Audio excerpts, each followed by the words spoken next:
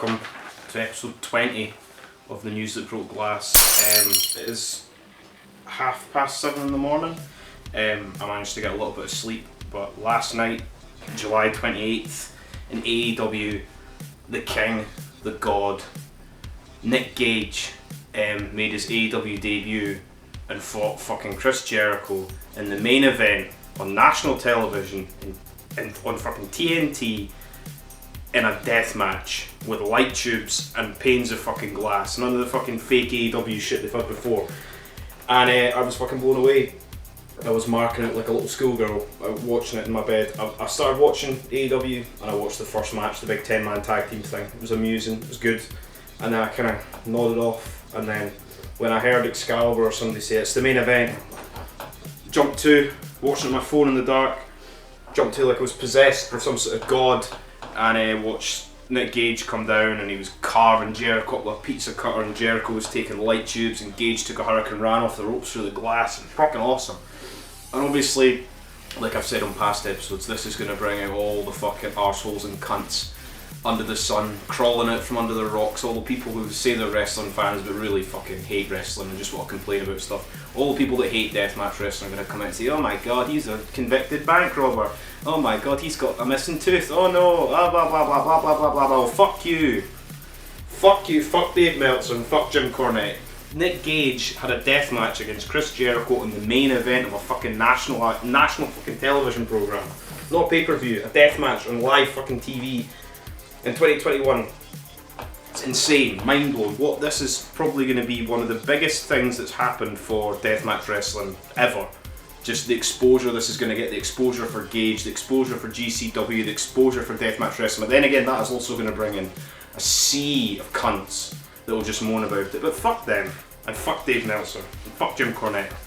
Can't say that enough. Now, it was amazing just to say, thanks for AEW and Tony Khan for giving Nick Gage the opportunity. He did amazing. He done me proud. He done himself proud. He done all the fucking fans around the world proud. And I don't even have AEW. I don't watch AEW live. I watch the pay-per-views on Fight.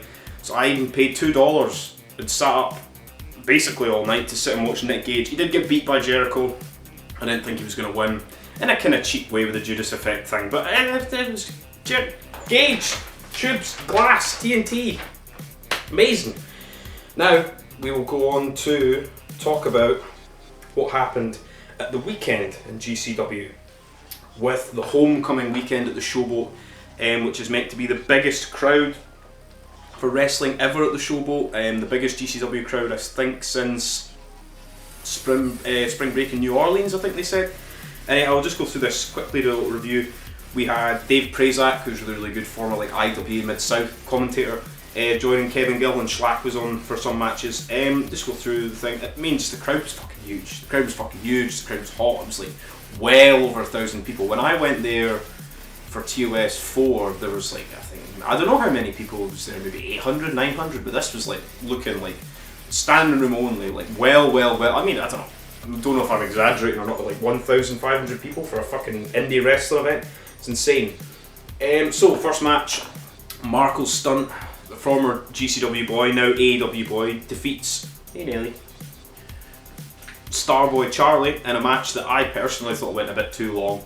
They're both good wrestlers, both little guys doing little guy things. But 14 minutes 48 for an opening match. GCW does this a lot. Yes, I know, I can see you. GCW does this a lot where they always put like opening matches and they always go like 15-20 minutes, and you're like, just have a fast, quick opener, just make it like 7 minutes. Bing bang, bing bang, you know what I mean? Do that later on. Then next was an amazing match, was Tony Deppen beat Ninja Mac. Glad Tony Deppen won. I like Ninja Mac, he's amazing. I mean, it must be exhausting being him. Like, get back! Stupid cat's trying to destroy my throat. It's already fucked it. Stop that. Try to talk about Tony Deppen. Beat Ninja Mac, it must be exhausting being Ninja Mac. All the flips and dives and everything. He's an insanely talented, agile guy, but Tony Deppen won, which was great because I love Tony Deppen. Then the next match we got was, you would think previously for looking at this, you think, oh, this is going to be a death match. Nolan Edwards doesn't do death matches anymore, but it was Nolan Edwards against AJ Gray. Lots of like quite high flying moves, like big moonsaults to the outside by Nolan Edward and stuff. Like, I don't really remember seeing him doing much stuff like that. Big dives and stuff over the ropes, like planches and everything. It was a really good match. AJ Gray won, I think, with a lariat.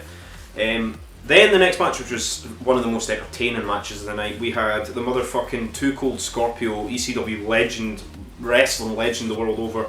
I remember the first time seeing him was during the Two Gold Scorpio phase, where I'm sure like him and Sandman had the tag titles. Sandman was the heavyweight champion, he was the TV champion or something. He was the TV champion, the tag team champion. Anyway, he beat Grim Reaper. There was lots of smoking of joints, lots of weed references, lots of Two Gold Scorpio's always got like a sort of face mask thing. I don't know if it's for COVID. It looks cool, but his music, fucking Jungle Boogie's awesome. He was coming and dancing to everything, danced with all the fans. And Two Gold Scorpio won with his big fucking unity. The guy's like 50 odd now. A big reverse fucking moonsault leg drop, and it was so crisp, beautiful move. And he beat the Grim Reaper, and then they had a little joint and a little hug at the end. Great, beautiful. That's what you want to see. Weed. And then we had probably the second best match of the entire night, which was this. Until just before the show, we only thought this was going to be for the GCW Ultraviolent Championship, but it turns out it was for the GCW Ultraviolent title and the Big Japan Deathmatch title. So Drew Parker was against Alex Colon, and this was fucking insane. Bloody, violent, light tubes, panes of glass. Fucking, there was like there was like 2 panes of glass like attached with like bits of wood, and then I think sure Colon got slammed through that and everything. But my cat's throwing about a little mouse toy. She's crazy, like Alex Colon. But I'll not ruin any much more of the spots in the match. It was fucking awesome. Go out your way to watch it. Just buy it on Fight. I mean, you could just buy it on Fight for this match in the main event. Even just for this match, it was fucking great. Drew Parker beat Alex Colon by referee decision in a submission, and Drew Parker is now the second ever GCW Ultraviolent champion and the Big Japan Deathmatch heavyweight champion. Crazy. A young man from Wales. Who would have fucking thought? Then the next match, we got the obligatory GCW Scramble match, 6-man. So we got Kogar, Braden Lee, Dante Leon, Jack Cartwheel, Jordan Oliver, and Shane Mercer. I like pretty much everybody in that match. I mean, Shane Mercer, Nakis, Kogar, head and shoulders above it. It's a scramble match. You know what's going to happen. Flips and dives, and Shane Mercer will throw people about. But in the end, somebody did a move on somebody. This is just me off the top of my head remembering this. I actually watched this and night 2 of Homecoming Sober, and I still can't remember it. Maybe it's all the drinking that I've done in the past, who knows. Somebody did a move on somebody else, and Akis Kogar just ran in and stole the pin, so Kogar won. Thank fuck for that. Deserves the win, he deserves every win. Then in the next match we had Tag Team Championships as G-Raver and Jimmy Lloyd, the unlikely team. I've referenced them to being like Raven and Tommy Dreamer. Against the second gear crew of Mance Warner and Matt Justice. And G-Raver, the naughty little minx that he is, turned on Jimmy Lloyd, left him in the ring, and he was decimated by the second gear crew. And we have now got new tag team champions in Mance Warner and Matthew Justice, which is good for them. I mean, they're probably pretty much 100% going to be fighting Iron Demon in a brutal match with doors and chairs, I'd imagine. And then afterwards, G-Raver said to Jimmy Lloyd, if I could get my notes, where's the event?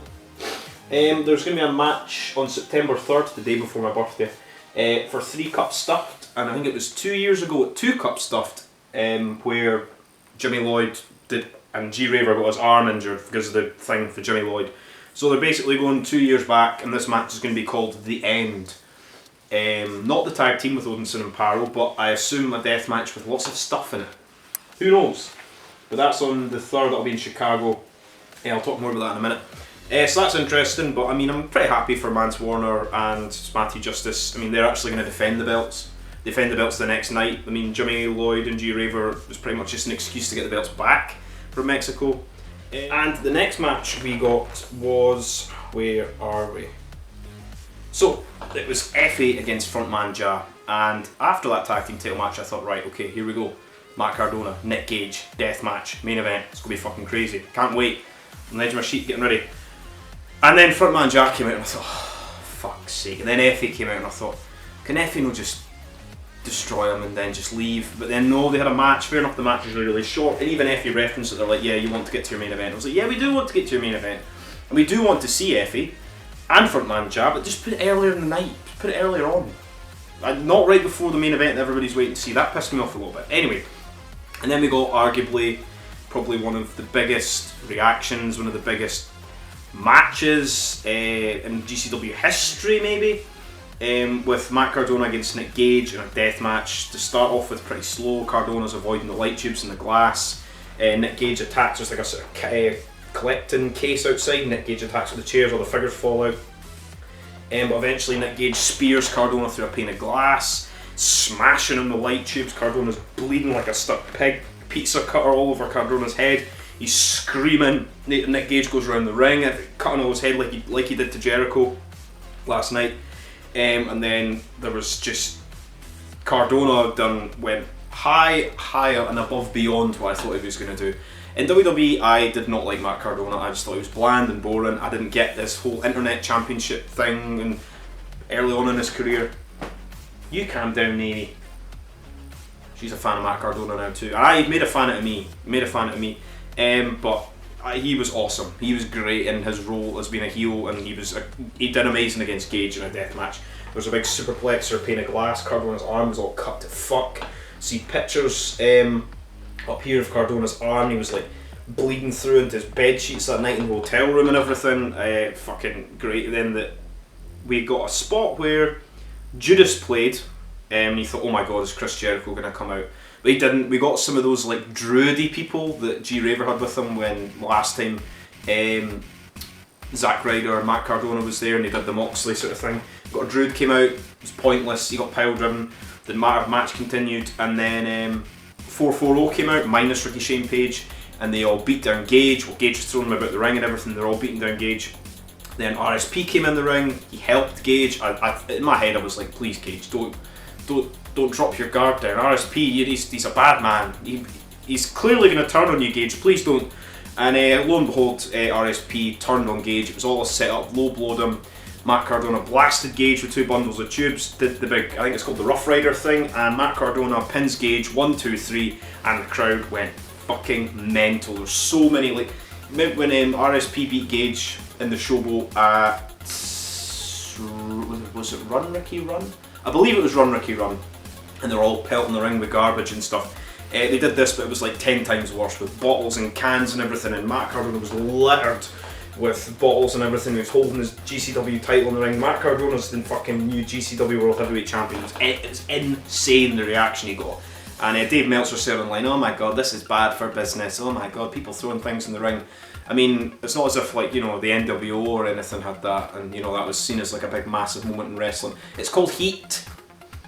It's called heat in the wrestling business. Do you not want heat? Do you not want a reaction? Do you not want people to hate you? It was back in like the 70s and 80s and stuff where people not bringing knives to shows to try and stab the heels and everything for attacking their favourite wrestlers. You've got such a good reaction in 2021 when everybody knows everything and everybody knows it's a work, and you get a reaction like that, like, fuck you, Dave Meltzer and Jim Cornette.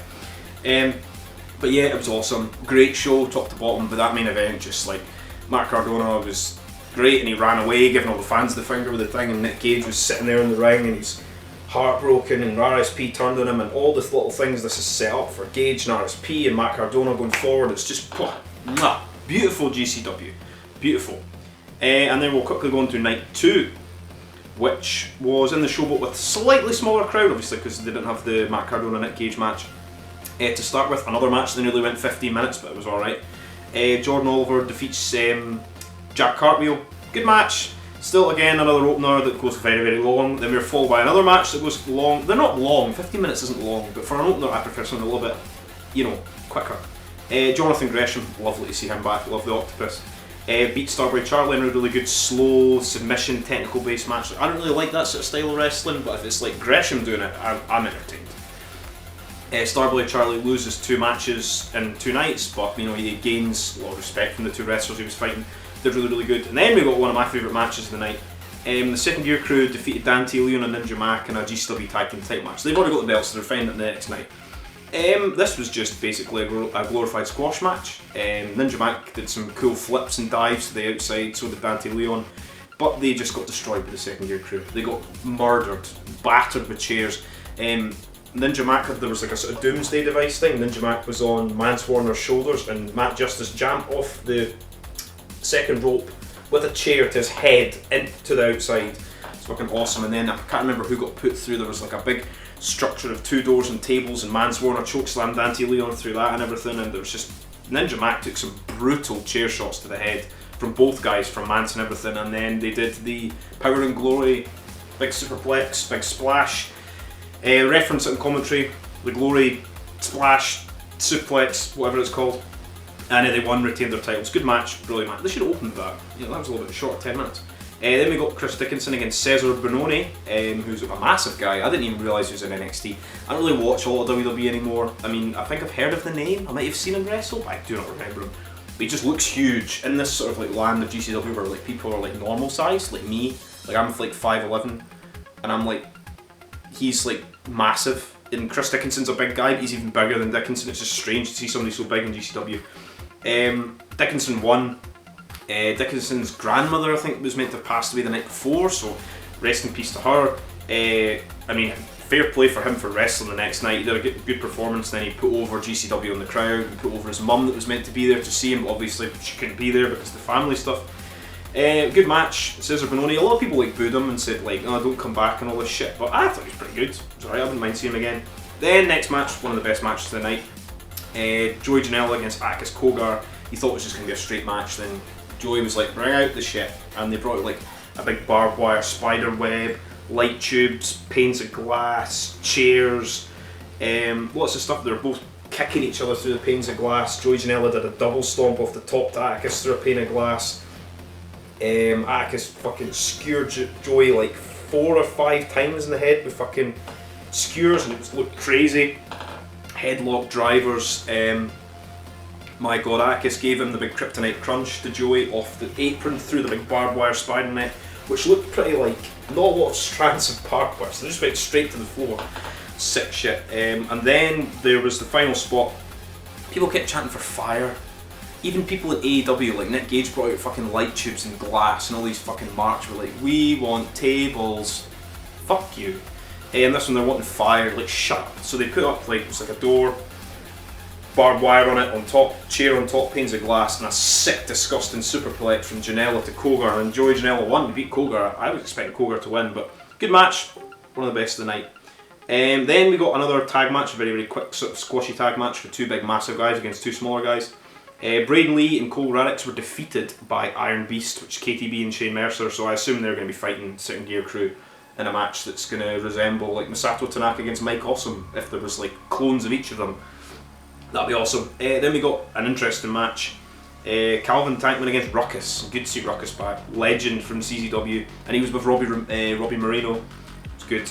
I used to love Blackout, them and Sabian and Eddie Kingston and Joker and stuff. Great, love hearing Ruckus' music. Calvin Tankman won. Put the young guy over, and he put over Ruckus on the mic and put over the crowd on the mic and said, you made a boy from Indiana's dreams come true and stuff. It was quite a heart-touching moment. And then in your pre-main event, Penelope Ford came back from AEW, former maid in GCW, and it was against Ali Catch. This was a really good women's match. Penelope Ford did like a sort of flip into like a sort of splits thing, and during her entrance, and Ali Catch fucking kicked her right in the head. There was a bit where there was like a sort of shelf, like a part of a door that was too heavy, and they both couldn't put each other through it, and they both like were kicking it, and they both teamed up against the shelf and stuff. I really enjoyed this match. Some people were saying, oh, it wasn't that good. I thought it was alright for a women's match in GCW. And in the main event, we had a death match that we only found out about the night before, which was Drew Parker against Jimmy Lloyd. No belts on the line, but there was panes of glass, there was syringes. Drew Parker got a syringe put through his ear, there was squirting of liquid put through his nose, squirting all the liquid out. There was light tubes, there was panes of glass, there was big flips on the light tubes by Drew Parker, there was a huge ladder was in the ring, and Drew Parker went to the top. Jimmy Lloyd went to try and like catch him up the top, and like Drew Parker did a flip spin like power bomb like through a pane of glass, like what a bump, like right in the middle of the fucking canvas, flipped right over through the glass. Sick shit. And Drew Parker won with a senton bomb off the top of the ladder through the glass into Jimmy Lloyd, and Drew Parker wins. Jimmy Lloyd in 2 nights has lost his tag team titles, and he's also lost to Drew Parker, but he will hopefully, maybe get his revenge against G-Raver, who knows. But night 2, not as good as night 1, but awesome none the same. A very, very good weekend, and I am yet to see H2O, but I will cover that next time along with H2O show that I missed last time. So I'm not giving up on H2O, I'm not forgetting about you, but I've just had no time, working all the time, and trying to watch all these wrestling shows. Now, just about to say, and then the door went that I'm going to be covering H2O the next 2 shows, and I've got music video highlight videos up, 6 to do. I've nearly finished 2 of them. I've got a 3rd one started as well. Lots of stuff, lots of work, and anyway, there's a knock at my door for this parcel. This couldn't have been any better timing. So this is basically an unboxing or unwrapping video of stuff, and I know exactly what this will be. So this is from ICW No Holds Barred Merchandise Club. Now, this is a saw. If I could get it out, might need a knife.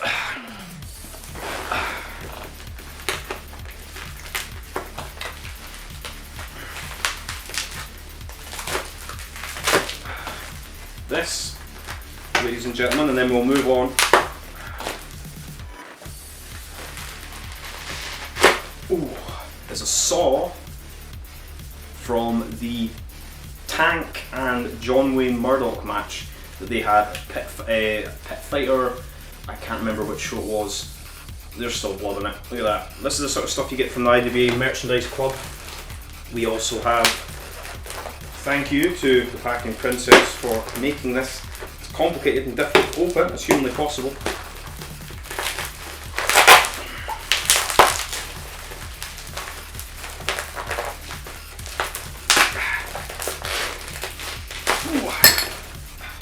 An ICW No Holds Barred pint glass. I'm going to transfer my water into this. Maybe I should clean it, but I'm not going to.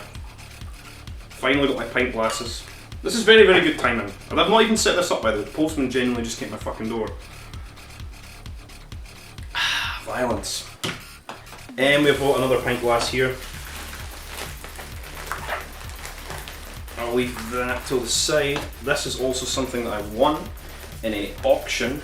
Look at this fucking shit.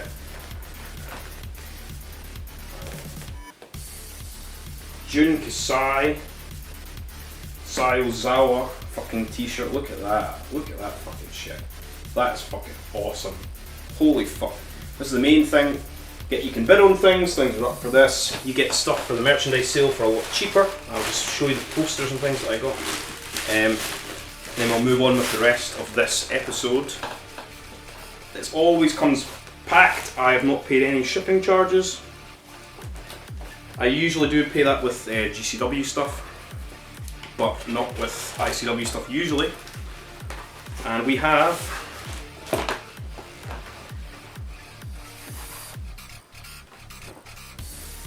Pit Fighter poster, signed in the Pit We Just Fight signed poster. We have No Holds Barred and Lucky 13. See these new posters I got them before I got these, so these were lost in transit for a little while. And finally Pit Fighter X8 signed poster. So these are the sort of things that you get with ICW Merchandise Club. There's a link to it on my page, and there's something else here. I have now got 2 of these, which is the Rev and Tank, signed 8x10, which is somewhere up there.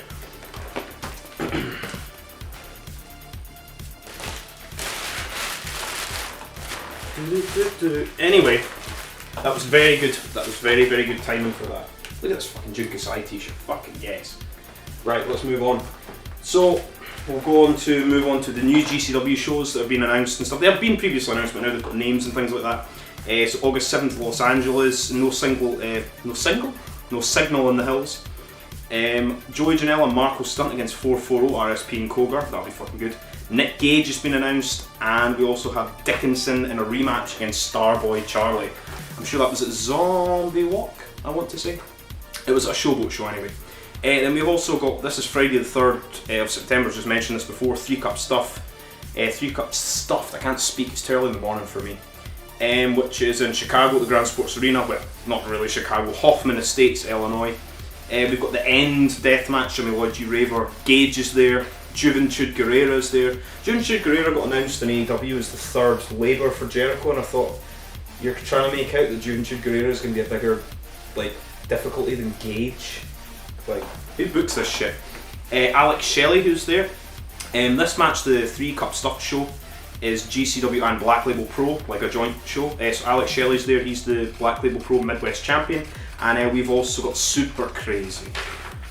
And on the Saturday the 4th of September, my birthday, I will actually be down in Leeds for Rise's Games of Death 2.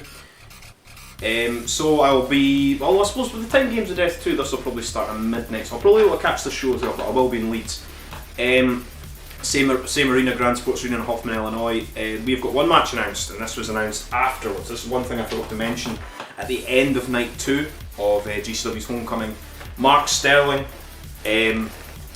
Mark Cardona's manager, came out, who's really funny, really clever heel, came out and basically said, yeah, we're all going to sue you. We're all going to sue you for $500,000 for throwing trash at Matt Cardona and everything. And he was saying that they're going to turn the GCW World Heavyweight title into the GCW Universal title and things like that. It was really funny, really clever. Gage came out, attacked him, boot scraped him, then 440 came down, attacked Gage, and then Cologne and all of the Second Gear crew, Effie, Mans, Justice and AJ Gray came out to stand off against 440. So, at this show, which is called Art of War Games on my birthday, September 4th, send gifts if you wish. We've got Team MDK, Gage, Cologne, Effie, Mans, Justice and AJ Gray are going to be fighting Team 440, RSP, Eric Ryan, Atticus Cogar, Gregory Irons, the Bev, and on the H2O show that was just before Homecoming, I don't want to ruin this, but motherfucking Eddie Only is finally back. He came out of the coffin during the G-Raver match, dressed as the Sandman basically, hit G-Raver with a cane and RSP1, so Eddie Only is back. So they've got 6 on 6 and it is going to be a War Games match. Basically Cage of Death, but not Cage of Death. That's going to be insane. It's on my birthday. Can't fucking wait. Now, speaking of ICW No Holds Barred,